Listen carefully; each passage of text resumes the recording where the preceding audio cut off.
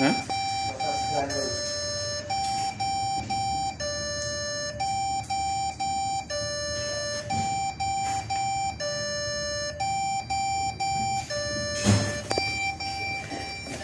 Walang on, sir. Di on wala. Na on wala. Wala ba? Walang power, sir. Pero tumutunog. So for today's video guys, nakita rin naguba ng computer Sina. So atong reparon, so kis na tagas gamit na ako ng pencil. Gato lang kaskisan sa eraser na yung memory ay para basahon sa computer.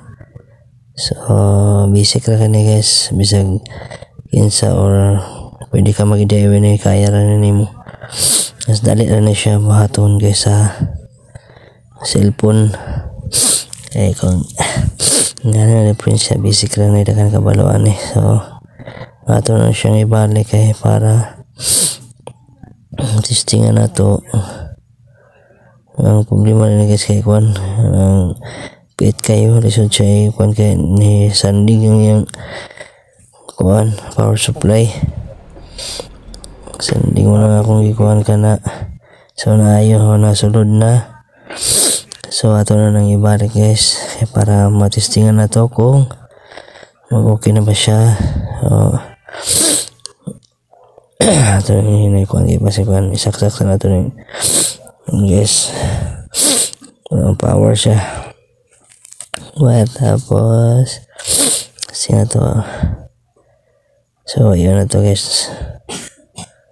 So hindi abahan guys ako pang ikuan kung sino ba kay wala ko naon.